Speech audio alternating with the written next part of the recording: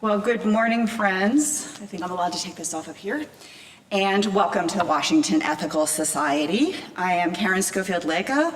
My pronouns are per and pers, short for person, and I am the officiant this morning. We welcome everyone to our hybrid platform, whether you're here in the hall, watching on Zoom, or catching the recording later. We are one community united across time and space as we gather to affirm our values and commit to a better world. If you're on Zoom, please check the chat for a welcome from today's Zoom chat usher, Judy O, and tips like how to use the closed captioning feature. Here in the hall, we have assistive listening devices available, and you can check with the sound team at the back for more information. In-person visitors, let me see. We have some visitors with us today. Please stop by the welcome table after platform today to speak to a greeter or to our membership coordinator, Maceo Thomas. And online visitors, whether you are watching today or tuning in later, we invite you to send an email to Maceo, which is maceot@ethicalsociety.org, or to fill out a connection form, which you can find at tiny.cc/wesconnects. I'll now read a few of the greetings that folks have written in the chat. And online friends, while I'm doing that, you can read along, or you might want to get a candle to light during our candle lighting segment. So let's check the chat. Here we go. And let's see, we've got lots of good mornings from Shayla. My husband John, who normally would have been here this morning but had to be unexpectedly away, is also saying good morning. Laura says, hello, I am a refugee from services that talk about the Holy One and hymns that refrain with God, God, God. So we'll see what they think about our time together this morning. Hello from Mary Berry, who is joining from Washington State and sends her greetings. And Shirley Storm says, good morning, Wes. Trish Wild, good morning, Wes, happy fall. And Mark Mayer says, good morning to all. So that is terrific.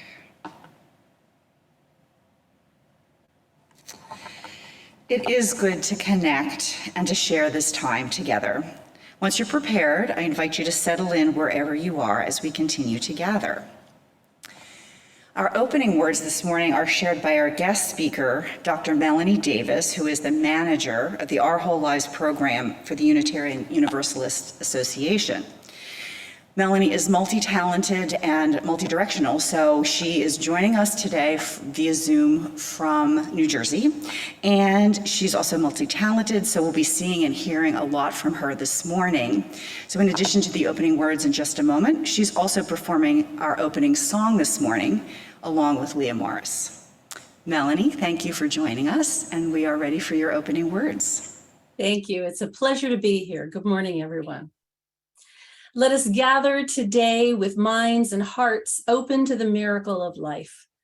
Let us celebrate the wonder of biology, spirit, sexuality, and destiny that brought us to this point in our lives and which will continue throughout the rest of our days. Let us honor that which is unique about each other as well as that which we have in common. Let us gather today in love.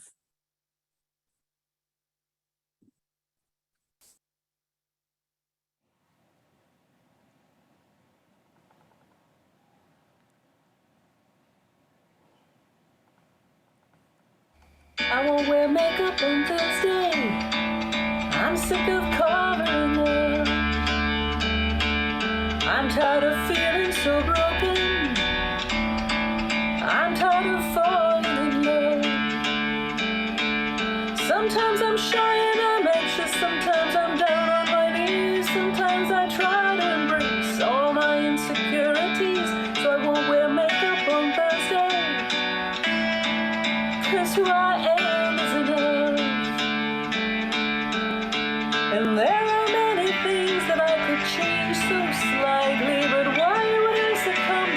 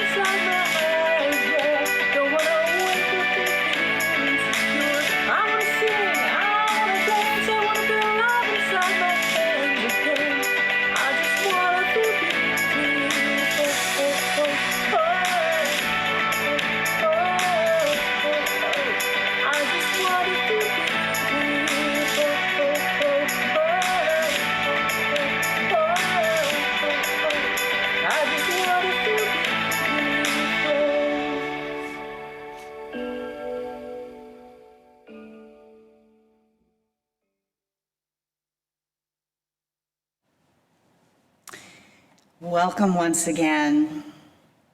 Each week, we read our statement of purpose as a reminder of our shared values. And if you're interested in taking your own turn at reading the statement of purpose, you can sign up at tiny.cc/readsop. Today's reader is Emily Newman, who is actively working with the auction team and particularly recruiting teens to assist. Emily?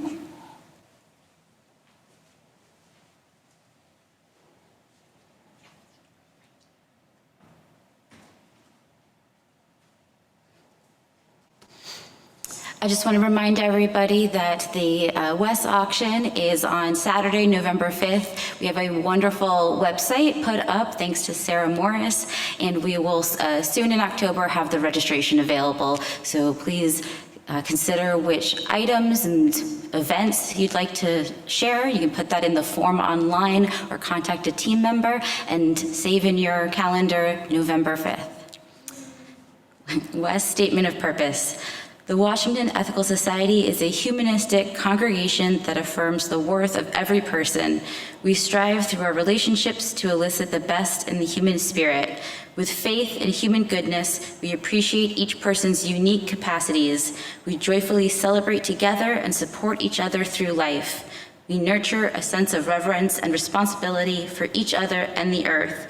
We warmly invite you to join our community of children and adults as we work for a world where love and justice cross all borders. Thank you, Emily. As Emily lights our community candle, I invite those of you with candles at home to light yours, and for everyone to join in our candle lighting words. May we kindle within us the warmth of compassion, the light of understanding, and the fire of commitment to build a brighter future for all. Thank you.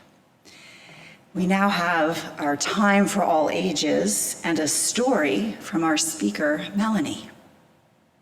It's a little participatory, so be ready. Good morning. This is a story that was written by one of my graduate students who is a preschool teacher. This is the story begins with Elephant and Meerkat, who love each other and make each other laugh.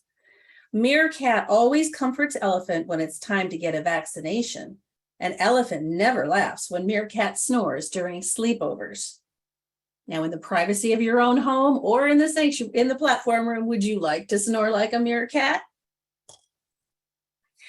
Every morning, Elephant gives Meerkat a great big hug, and Meerkat smiles a great big smile. But one day, Meerkat didn't smile. Instead, Meerkat let out a great big ouch. Elephant and Meerkat felt confused. Elephant gave Meerkat another great big hug, and once again, Meerkat let out a great big ouch. Now they were both upset. Then Elephant noticed their great big reflection in the watering hole. I'm bigger than I was yesterday. I'm so big, my hugs hurt Meerkat. Maybe I've become too big for a friend so small. Feeling very sad, Elephant ran away to look for a bigger friend to play with. Soon, Elephant saw Sloth. Sloth, let's wrestle, Elephant shouted, tackling Sloth. Stop, Sloth shouted back. Slow down, Elephant. I do not want to wrestle. Once again, Elephant felt confused. Stop being boring. I'm just trying to have fun with you. We wrestled last week, so I know you like wrestling, Elephant pointed out.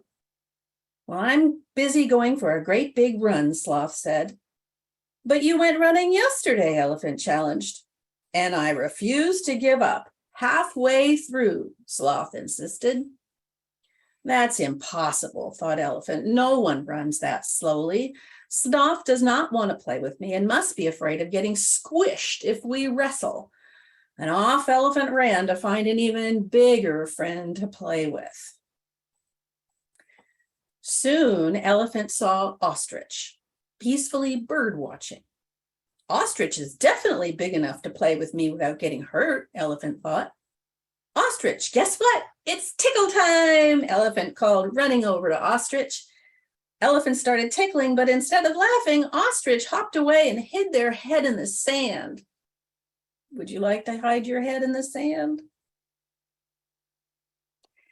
Oh no, Elephant thought. Even a great big animal like ostrich doesn't want to play with me. Maybe no one will ever want to play with me again. This is a great big mess. I will float myself out to sea on a great big iceberg and live alone forever. And that's what Elephant did, laying on an iceberg in the middle of the ocean, feeling sad. My heart is so heavy. None of my friends like me anymore. I guess elephants are just too big to have friends.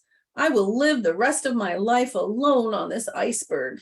An elephant wailed a great big wail. Can you cry like a sad elephant? Mm. Who called my name? Asked Big Whale in a great big voice. Shh, Blue Whale said. I'm playing hide and seek with Seagull. Hooray, thought Elephant. I found someone bigger than me. There's no way I can hurt Blue Whale. Now I can have a friend.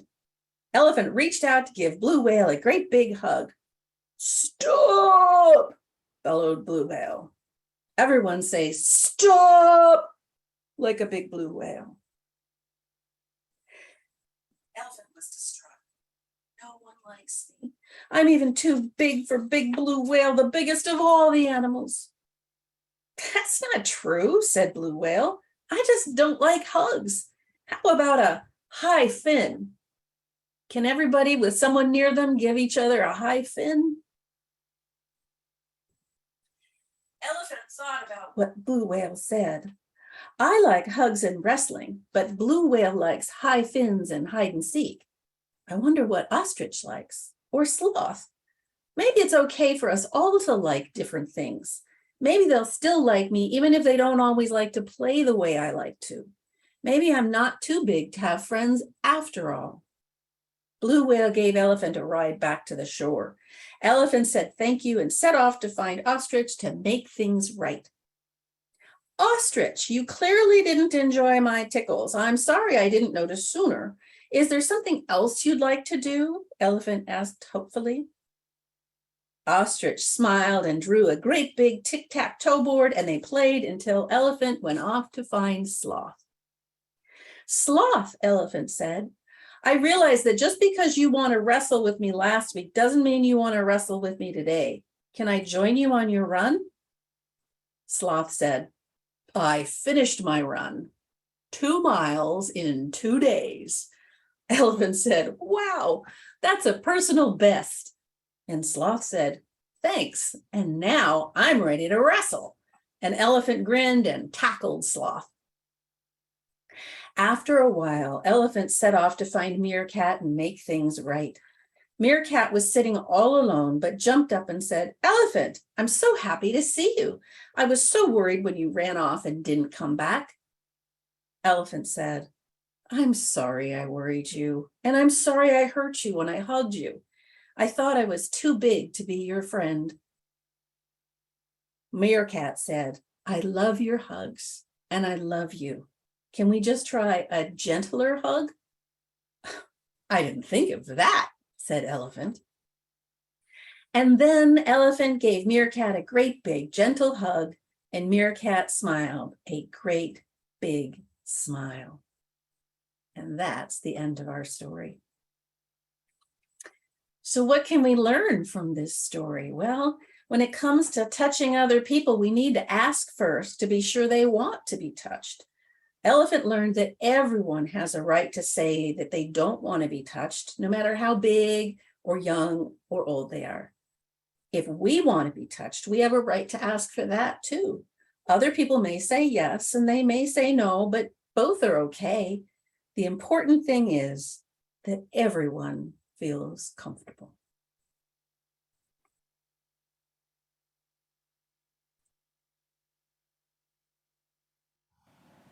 Thank you for that great story, Melanie.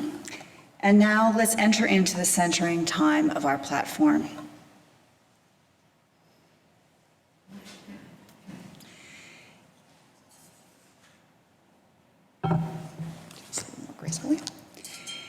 Each week, we ring this chime in solidarity with people around the world.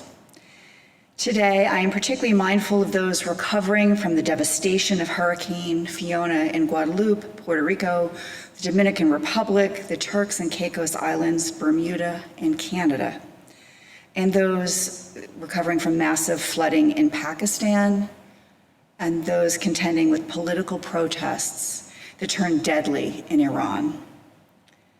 On a happier note, I'm celebrating this past week of bisexuality awareness as an important recognition of the spectrum of sexual identity. As we listen to the chime, let us remember our connection to each other and the world around us.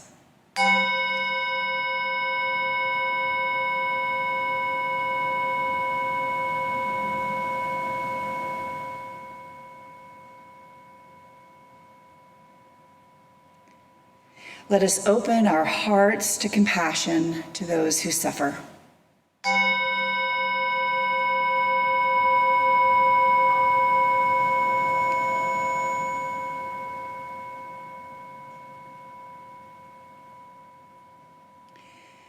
And let us commit ourselves to the work that calls for our love.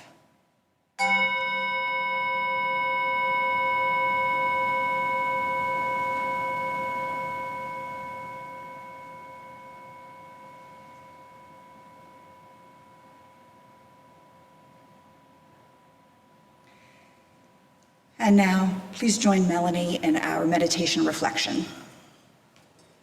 These words are by Reverend Seth Carrier Ladd, Embodiment and Sexuality.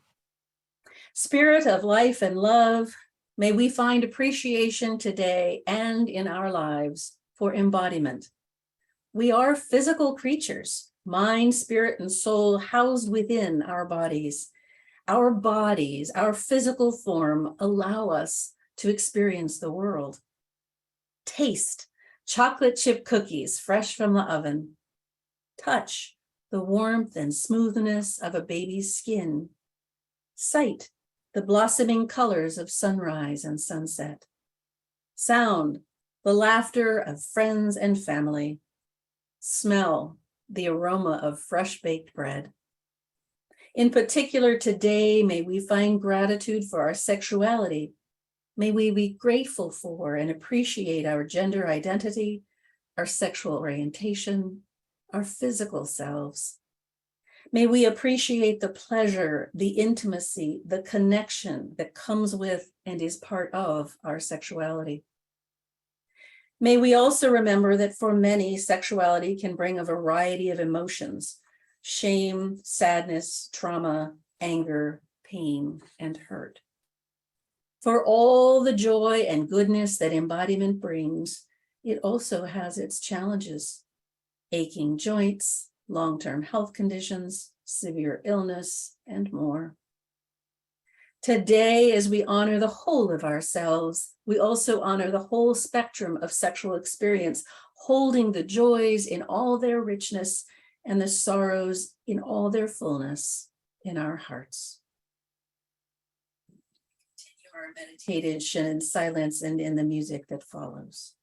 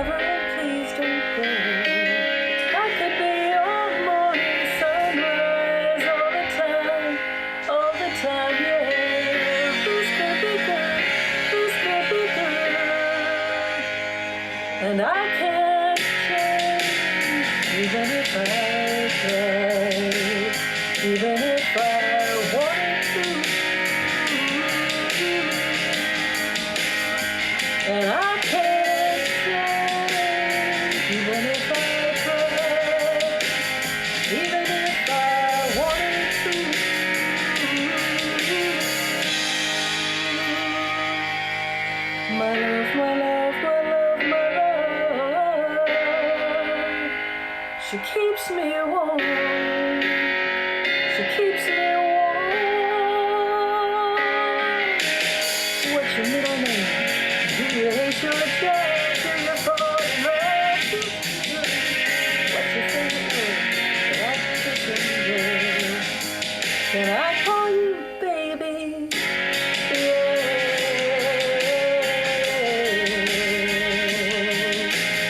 She says the people stare 'cause we look so good together.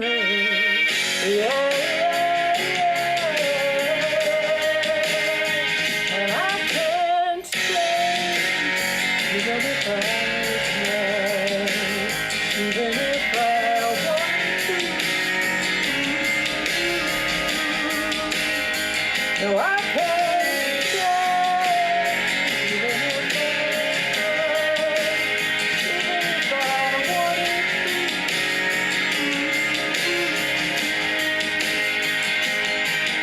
My love, my love, my love, my love. She keeps me warm. She keeps me warm. She keeps me warm. She keeps me warm.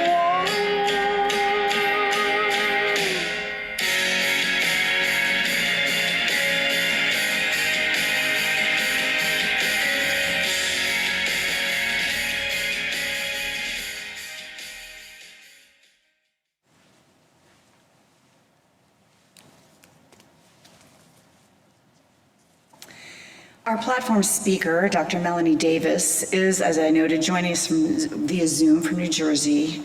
And you've already heard her storytelling and musical talents, but let me share a bit about her professional background as context for her platform address this morning. Melanie's work in sexuality education began in 1984 when she became a Planned Parenthood patient educator.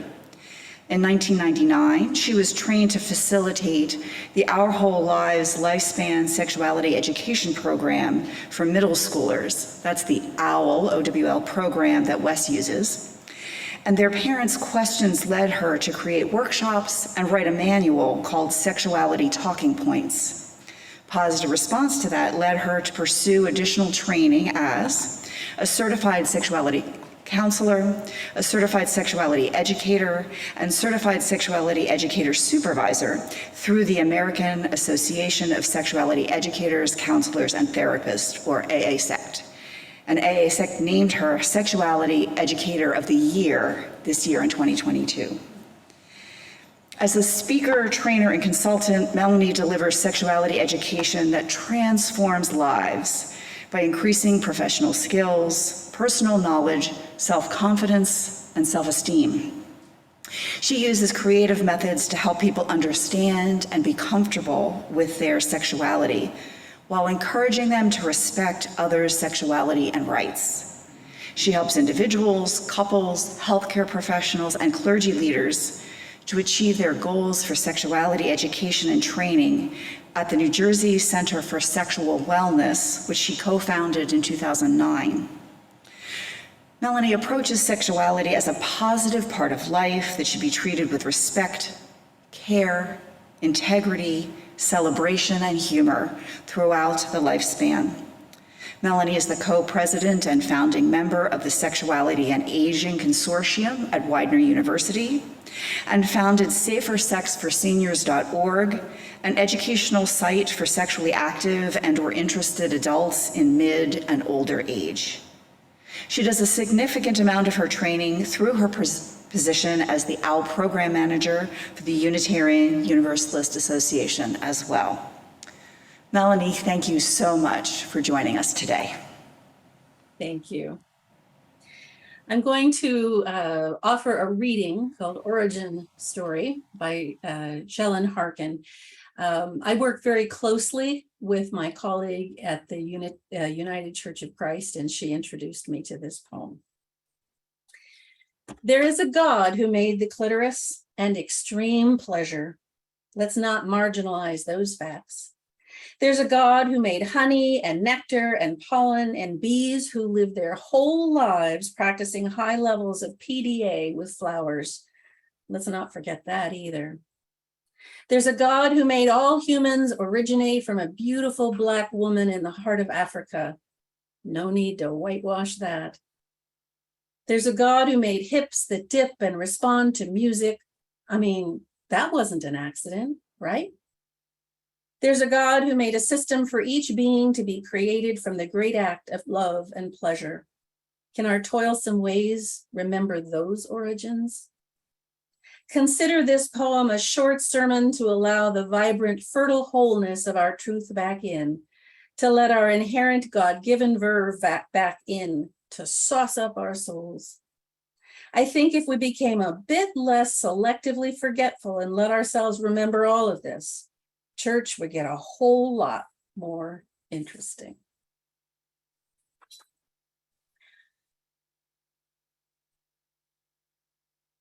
This sermon is called Sexuality Through a UU Lens, and I have been pleased to be able to offer it thanks to Zoom all over the country for the past couple of years. So thank you for bringing me in.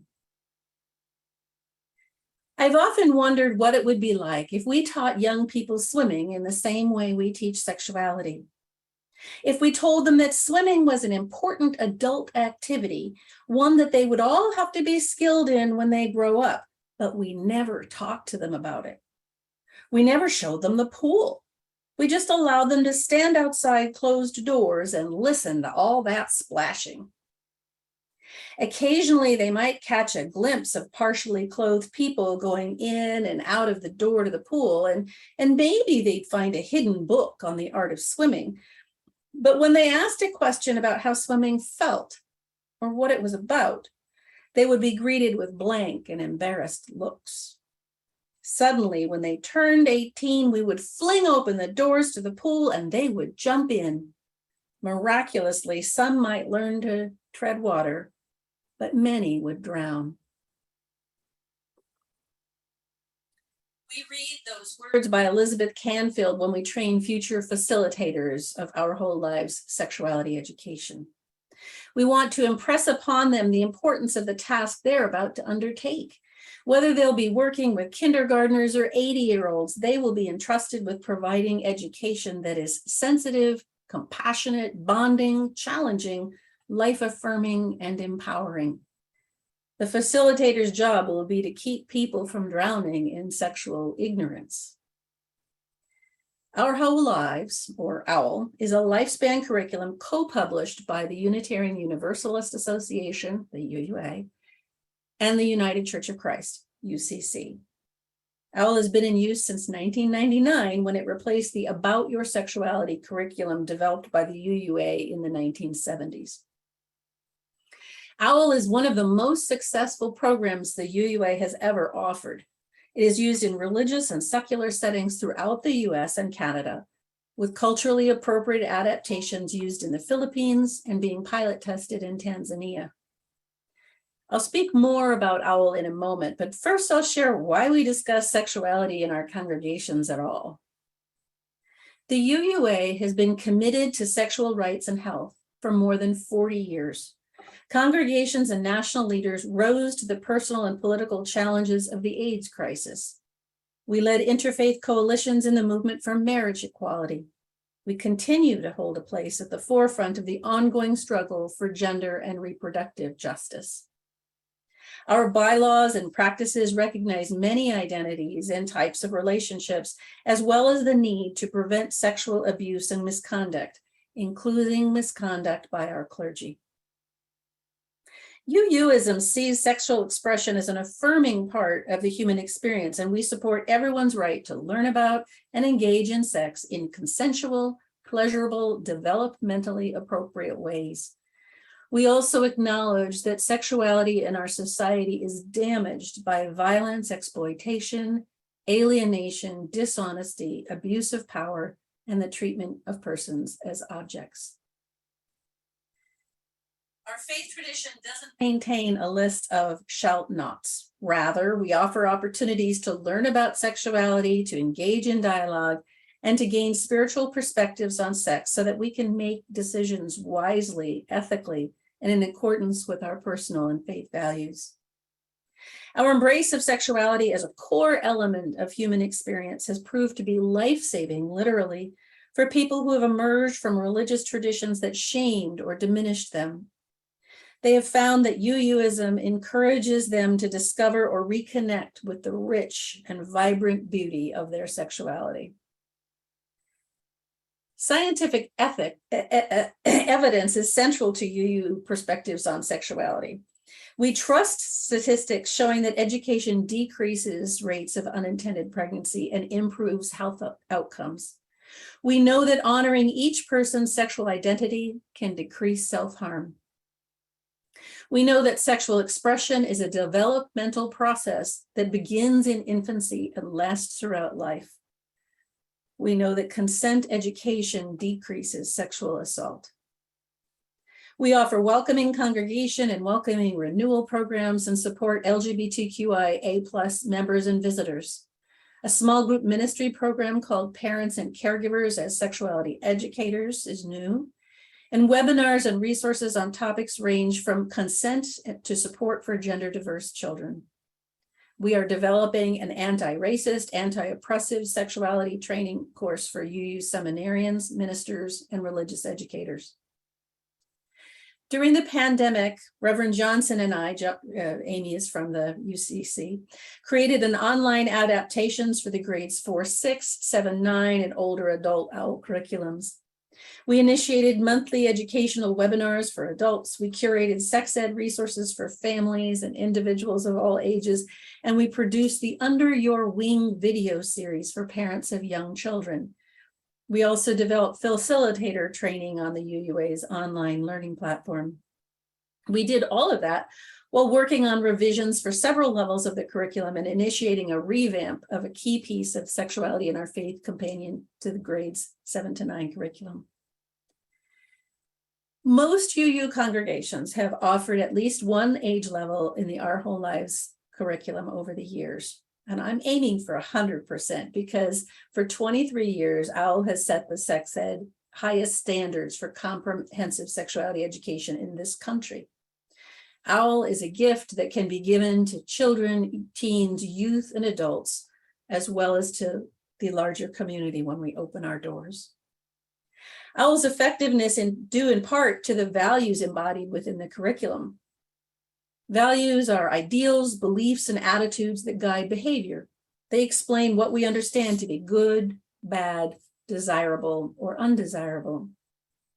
For example, in terms of gender and orientation, we are who we are.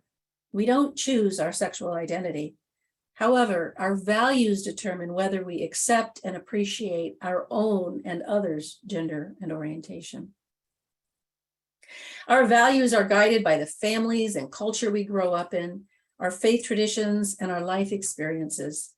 They affect the types of people we find physically attractive, which smells and sounds we find arousing, the kind of clothing or body modification we deem alluring or off-putting, our decisions around sexual health, whether to parent, and whether and how we will engage in relationships.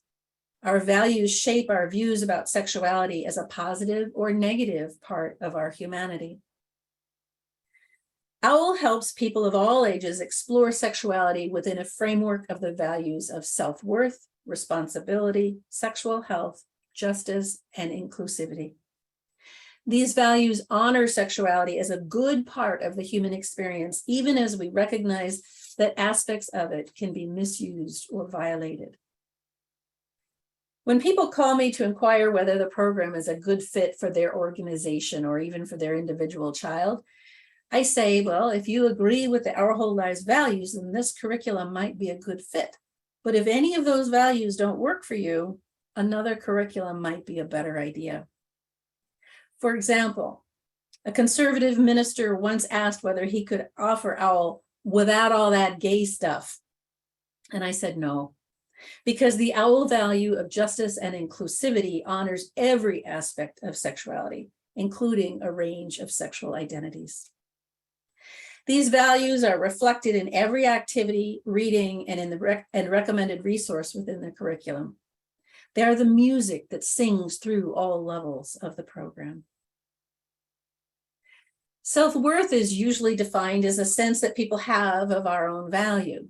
in our whole lives, we also define it as the belief that people of all ages and stages are entitled to dignity and self-worth and to their own attitudes and beliefs about sexuality. Each level of the curriculum includes readings, and many workshops include suggestions for songs that reflect the workshop topic and OWL values. One of those songs is Thursday by Jess Glynn, which was our opening song today. The chorus includes the words, "Who I am is enough. There are many things that I could change so slightly, but why would I succumb to something so unlike me? I was always taught to just be myself." The OWL value of responsibility calls us to enrich our lives by expressing sexuality in ways that enhance human wholeness and fulfillment, and that express delight, pleasure, responsible sexual choices, love, and commitment. The value of sexual health says that knowledge about sexuality is helpful, not harmful. We all have the right to accurate information about sexuality and have our questions answered. We teach that healthy sexual relationships are consensual, non-exploitative, mutually pleasurable, safe, developmentally appropriate, respectful, and based on mutual expectations and caring. This value also acknowledges the many ways there are to express sexual feelings alone or with a partner, that it is healthier for young teens to postpone sexual intercourse, and that not everybody is interested in sexual activity. The justice and inclusivity value acknowledges that people of all ages, races, ethnicities, genders, backgrounds, income levels, physical and mental abilities, and sexual orientations must have equal value and rights when it comes to sexuality. The song Wonder, which you'll hear after the platform address, illustrates this value since it celebrates a disabled child with unlimited possibilities for a full life, which we believe would include sexuality. Essential to our ability to truly embody the value of justice and inclusivity is the UUA's and UCC's commitment to hire accountability readers during the OWL curriculum development and revision process. These paid readers provide feedback based on their personal perspectives of race, disability, gender identity, and sexual orientation. We do this because it's essential that we get OWL right. It may be the only place participants trust each other enough to disclose their sexual identity or to ask questions that will keep themselves and others safe. OWL programs transform a cultural climate of confusion and fear about sexuality into a new reality in which every person's inherent worth and dignity is valued. This is especially true when congregations incorporate material from a companion guide called Sexuality and Our Faith, which adds religious rituals such as chalice lightings, sometimes a hymn, or prayers and scripture for UCC programs, and adds faith-relevant discussion to secular sexuality education.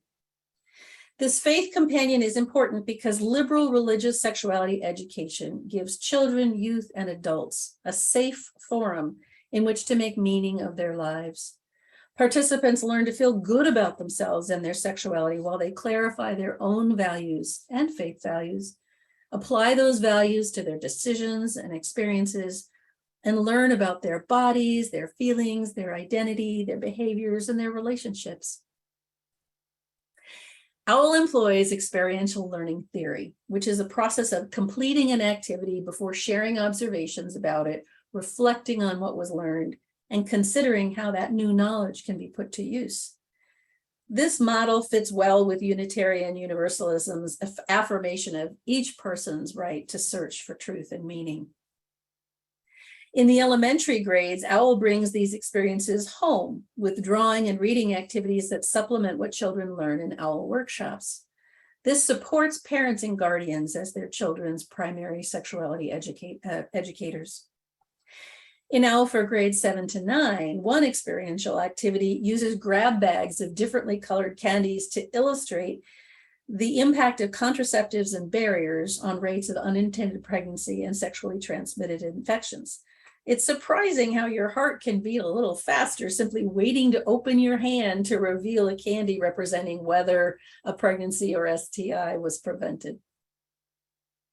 In OWL for older adults, participants can share personal stories of loss before completing activities that honor grief and help participants identify ways to move forward with even more joy in their lives. Now, participants may not recall the specifics of these activities decades later, but they will recall the experience of being fully accepted, conversing comfortably about sensitive topics, and learning to make values-informed decisions that respect their own and others' sexuality and worth. No other curriculum does sex ed like Our Whole Lives and Sexuality and Our Faith do. I've been a fan of the program since 1999 when my congregation's director of religious education recruited me to facilitate a brand new program called OWL. I enjoyed it so much that I went on to attend grad school to become a professional sex educator. And that's not something that most facilitators do, but to a person, they describe the experience as being fulfilling, meaningful, and often life-changing. The elementary and secondary levels of the curriculum are the most often used, but the young adult, and older curriculums are also excellent. Some of you may wonder, well, what could be left to learn once you're an adult? But I assure you that we're never too old or too experienced to keep learning about sexuality. For example, when I was traveling by train a few years ago, I entered into conversation with a Jewish man sitting across from me in the dining car. We shared our professions, his, a cantor, mine as a sex educator. He disclosed the tension he felt being married to the mother of his children while being sexually attracted to men. He said he read a book that claimed that his same-sex attraction was due to his having been damaged by poor parenting. We discussed sexual orientation and the implications of religious values and psychological theory for the next 30 minutes. I didn't challenge his religious beliefs, but I did point out the flaws in the theories he referenced. If he had been in an OWL for Adults program, he would have been invited to examine the values that he was taught, and he would have learned that his sexual orientation didn't make him damaged goods, but was rather an intrinsic and good part of his humanity. As today's musical meditation stated about two women in love, I can't change, even if I wanted to. I can't change, even if I tried. Another illustration of the value of sex ed for adults comes from a woman in her 70s who accidentally enrolled in an OWL for older adults workshop in her congregation. When she realized what program she was in, she told the director of religious education, "I don't need this class. I'm a widow. I'm not even dating anybody." Well, her friends encouraged her to stay, and she remained throughout the 14-week program. And at its end, she told the group, "I just tossed out my old pajamas and bought a pair that feels wonderful against my skin. I now know that I deserve that kind of pleasure, even without somebody else around to appreciate it." That feedback made my heart sing. Well, I didn't write the curriculum to help older adults have better sex, although that might be one result. I wrote it to help them feel more confident, more hopeful, and more empowered in their right to sensual pleasure and sexual expression in whatever form that might take. Whether it's buying new pajamas, coming out of the closet, protecting their sexual health, or experiencing more joy. Blessed be. We are part of a religious movement that values us as sexual beings throughout our whole lives. We may express our sexuality in different ways, and we may not always understand each other's identities and behaviors, but if we consider sexuality within the context of the Our Whole Lives values of self-worth, responsibility, sexual health, justice, and inclusivity, we will treat our own and others' sexuality with respect, acceptance, and joy. May it be so. We'll now hear Wonder.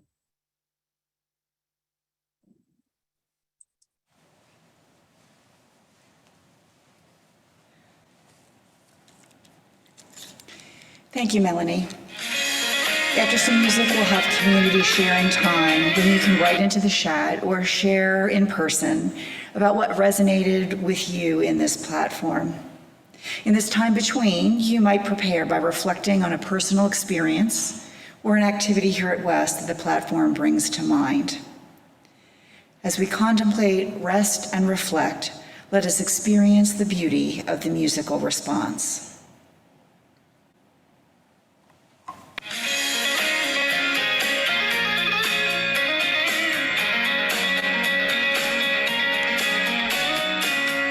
Doctors have come.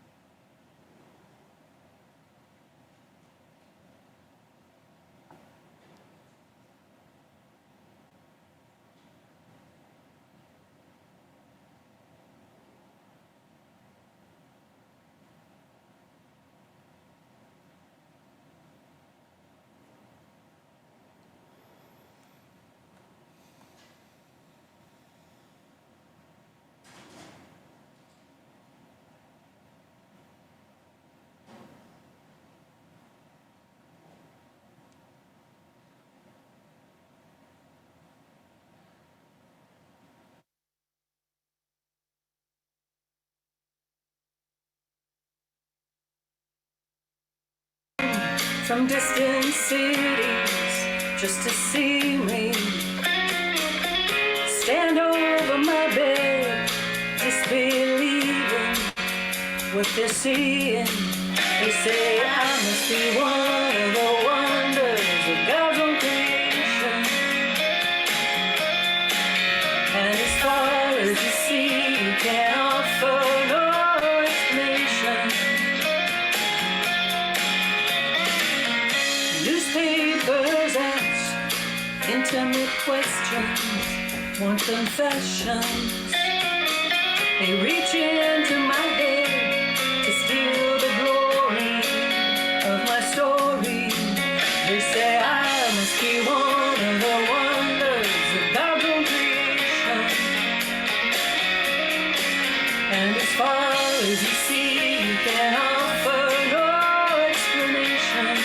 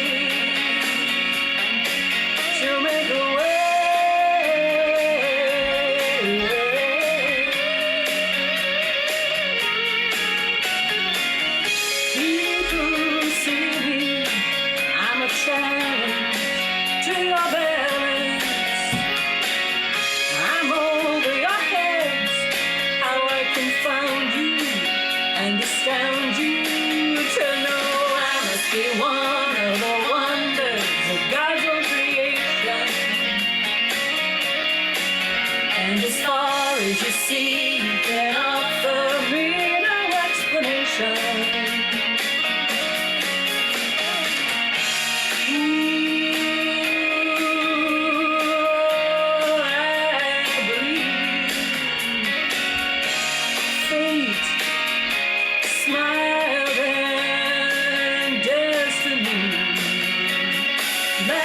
She came to my cradle. No, this child will be able. Laughed as she came to my mother. No, this child will not suffer. Laughed as my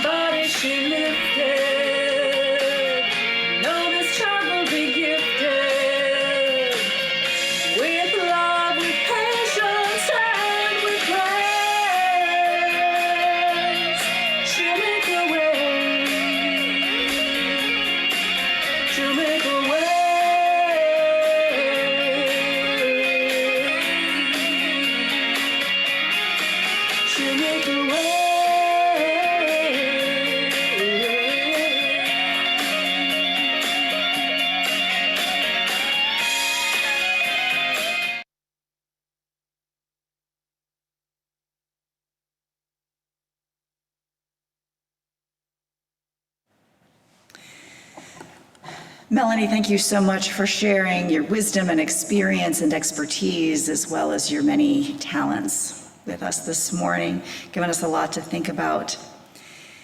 And this is now the time when we add our own voices to the morning, sharing our reflections on the address or what resonates with our own personal experience. For our online participants, I invite you to share in the Zoom chat or in the comments if you are watching the recording later.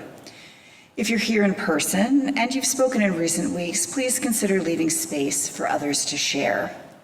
I'll start with our Zoom comments. We'll accept some comments at the microphone during the middle, and then I'll return to Zoom participants at the end.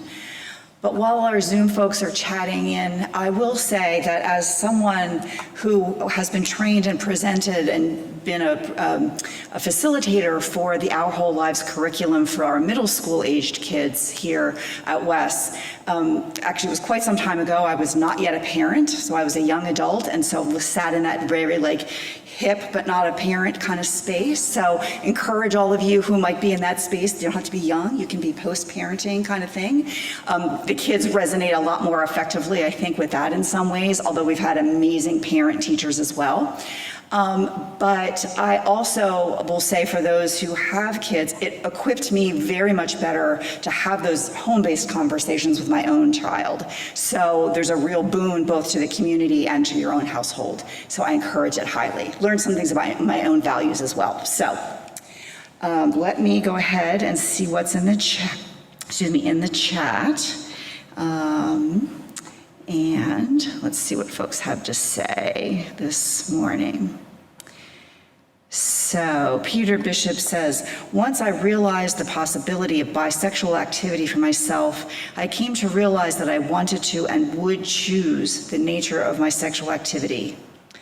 Thus, for me, if my sexuality is not considered to be normal by some, it is what I have chosen and I don't want to change it. So far, that's the first comment. So why don't we go to the microphone? Morning, I'm Perry, he, him. First of all, I want to thank Melanie for all the varied contributions she made today. I feel like the speakers in the hall here really didn't do justice to the music. My ears were getting tired from the lack of bass, but anyway. What I really wanted to say, keeping on with the theme today of acceptance and welcome and, I don't know, sorry, there was another word I was going to use, but I forgot. I wanted to put in a plug for a camp that my son Lewis fell in love with. It's Unirondack, Camp Unirondack. It's Unitarian camp in the Adirondacks. And it specializes in being welcoming and affirming to kids who don't necessarily find that in the rest of their lives. The first year we took him there because we needed a break. The last thing he said to us as we dropped him off was, "Please don't leave me here." When we picked him up a week later, the first thing he said was, "It's too bad I can't stay another week. Can I stay another week?" Well, next year he went 2 weeks. The summer after that, he went 3 weeks. And when he aged out of the program, he went for the whole summer to work on the maintenance crew, which he's planning to do again next summer. So the place is basically utopia as far as he's concerned. And if you have any kids who are, challenged in that way to feel like they fit in somewhere, they're accepted somewhere, they're welcome somewhere, look into that camp. Thanks so much, Perry. It's so great when we hear how our young people of all ages, but especially I think exciting for us when we hear about how our young people find those places where they can be themselves and express themselves and grow. I think it gives us all hope for a better world. Well, I don't see any other chats in the comments at the moment, so I think we will move ahead and appreciate those who did share. And continue to think, reflect on what we've heard today and the opportunities that we each have to learn and to be ourselves and to help each other along that way as well. Just as we share our perspectives in this community, so too do we share our resources and gifts. And here at West, we split the undesignated gifts in the Sunday collection between our operating budget and a fund dedicated to justice and compassion. And this month, we are sharing half of the offering with the Washington Interfaith Network, or WIN. WIN is a broad-based, multiracial, multi-faith, nonpartisan, district-wide citizens' power organization. Take that in for a second. And it's rooted in local congregations and associations, and WES is one of the 50 dues-paying members of WIN. WIN engages leaders across the divides of race, culture, income, faith, and neighborhood in order to initiate public action on issues such as affordable housing, public safety, and youth development, and to partner with and hold the government and corporate sectors accountable for addressing these issues. So let's all take a moment to prepare for this invitation to generosity. For those who are able to respond, we offer several options as noted on the screen. The number to give by text is 202-335-1885. Another option is to go online to the donate button on WES's website, ethicalsociety.org. You can place cash or check in the basket at the back of the hall on your way out. And of course, you can always send a check by mail to the office. Thank you for your generosity. We will now receive your gifts and the gift of music.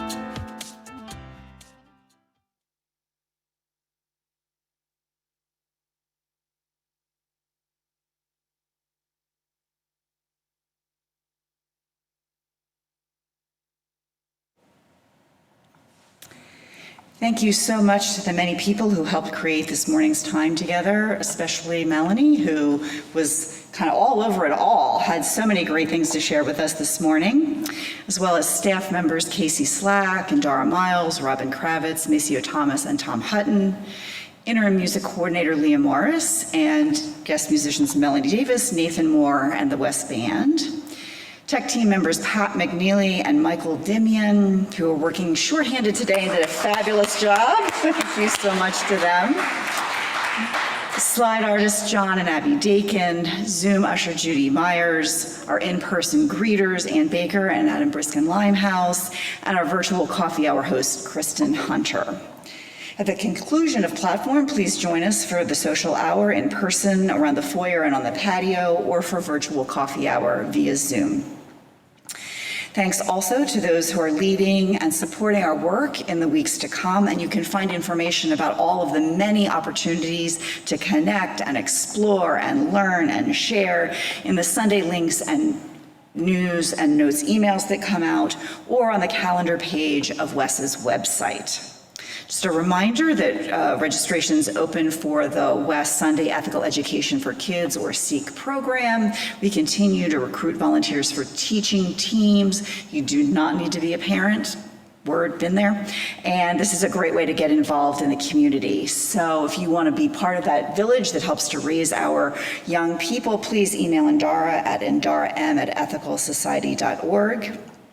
Just a reminder that, as Emily pointed out, the West auction is coming up on Saturday, November 5th, so mark your calendars for that. But of course, it's not much of an auction without donations, and so it's your invitation to get creative and generous. There's a link on the West website, and you can find ideas and enter your donation information. You can also talk to K.O. Gamber, who is a basket master and can make something extraordinary about whatever it is you might have to contribute. So they're here. Laura Briskin-Limehouse is also here, I think, able to chat with folks about opportunities there. And if you know of any teens who might be interested in helping out, they could actually even get paid for their efforts as childcare or food folks. Emily is coordinating that as well. Next week, we begin a new monthly theme, Courage, with a social justice focus on Indigenous history. And our platform speaker will be revealed in real time next Sunday morning. So we hope that you have the courage to attend a Sunday service without a title and speaker listed. It'll be a great mystery and delightful, I'm sure. So we invite you to show up as your true self and be open to what you may discover. You can tune into the platform on Zoom as we continue with hybrid platforms, or to attend in person, please RSVP at tiny.cc/platform reservation. Thank you all for being part of Platform today, and I invite you to join in our closing song, Circle Around.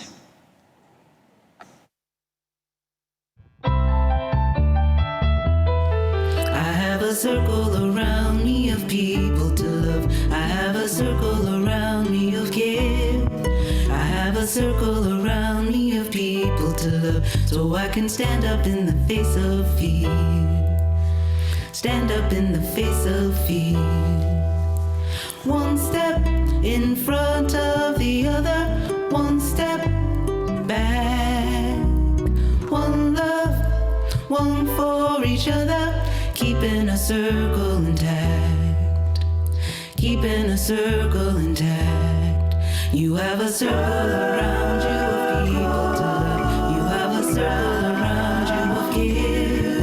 You have a circle around you of people to love, so you can stand up in the face of fear. Stand up in the face of fear. One step in front of the other, one step back. One love, one for each other, keeping a circle intact. Keeping a circle intact. We have a circle around us of people to love. We have a circle around us of care. We have a circle around us of people to love, so we can stand up in the face of fear. Stand up in the face of fear. One step in front of the other, one step back. One love, one for each other, keeping a circle intact. Keeping a circle intact. Keeping the circle intact. We are keeping our circle intact.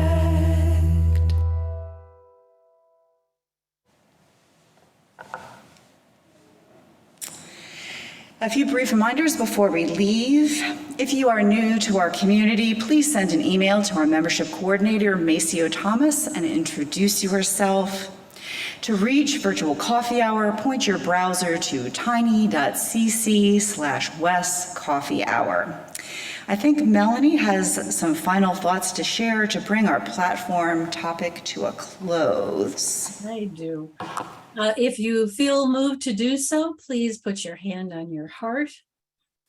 May you see that you are loved today at whatever age and stage you find yourself. And may you know that you will continue to be loved tomorrow and all the tomorrows to come. And let us go into the week ahead with compassion, understanding, and commitment, bringing all of ourselves and honoring all aspects of others in our quest for a better world. Again, thank you all for joining in today's platform. We look forward to connecting with you again soon. Have a great week with happy and healthy sexual activity or not, as suits you.